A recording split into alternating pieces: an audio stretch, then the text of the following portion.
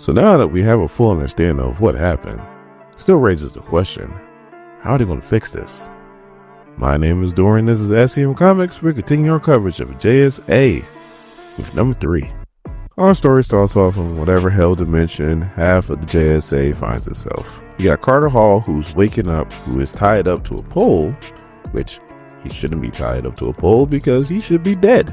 The last issue ended with a flaming sword going right through his chest. Now yes, Carter Hall is a man of 1,000 lives and he would just reincarnate, but that also means that this life would end and then he would reincarnate to a new life. It's not like Wolverine where he just heal himself. But the two demons that are fighting over his nymph metal armor pretty much let him know that whoever their boss is wants him alive, so they healed him. So like I said before, the two brothers keep fighting over their armors and they're called the Demon 3. I kid you not, Marvel fans. But then the big brother, might not be the oldest, but he's definitely the biggest, shows up and breaks it all up and lets them know that the master wants to see Carter Hall. Then we cut back to Infinity Inc. And we have Jade sitting in the control room wondering where the hell her father and the other 5 JSA members disappeared to. And then Sand shows up with some green tea. No pun intended. At least that's what he said.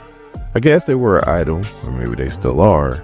And he just wants to let her know that, hey, I'm here for you. I know right now you're the leader and all, and if you need my help, it's fine. And if our relationship goes anywhere, then we'll know. If not, then we'll know to cut it off. In a nutshell. So now we cut to Dr. Mid-Nite. This is Beth Chapel, Dr. Mid-Nite. And she's with Joaquin Thunder, who's in a coma. And she doesn't understand why, because he is perfectly healthy. There's no signs of physical trauma.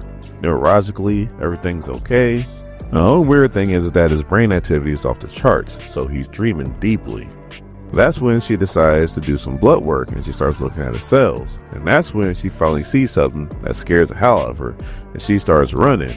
But Obsidian gets in her way and she's like, you need to move and you need to move now.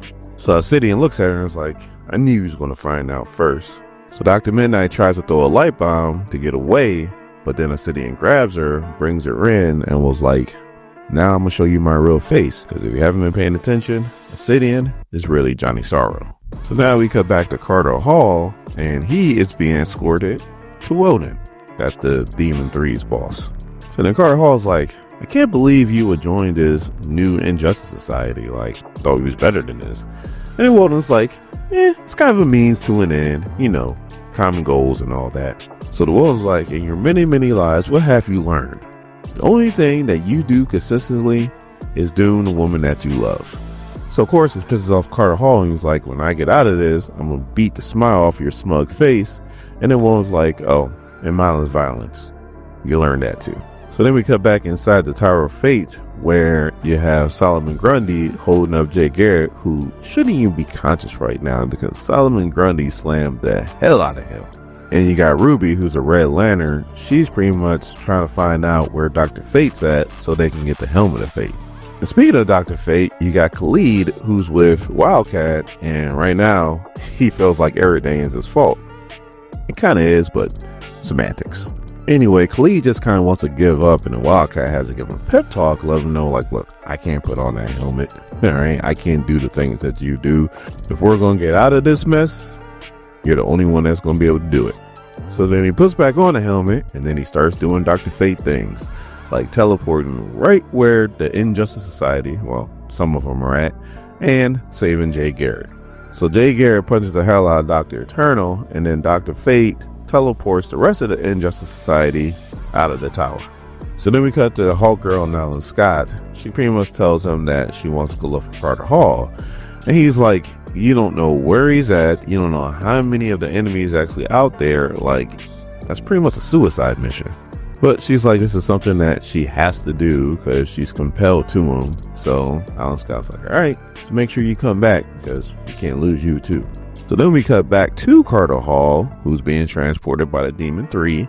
And they walk by a Surtur. This is turning into Thor quick. They tie him up into a tree and then they're like, all right, it's time to get ready because we're about to march on the tower. He tries to break the ropes with his strength, but these ropes ain't the ones, and everything's looking pretty hopeless. Then he hears somebody whisper to him. He turns around and it's like he's talking to a ghost. There's this girl, and she's calling herself Kid Eternity. So, you JSA fans, diehard ones, you're gonna have to put me on game with this one. And she pretty much tells him that she's there to break him out.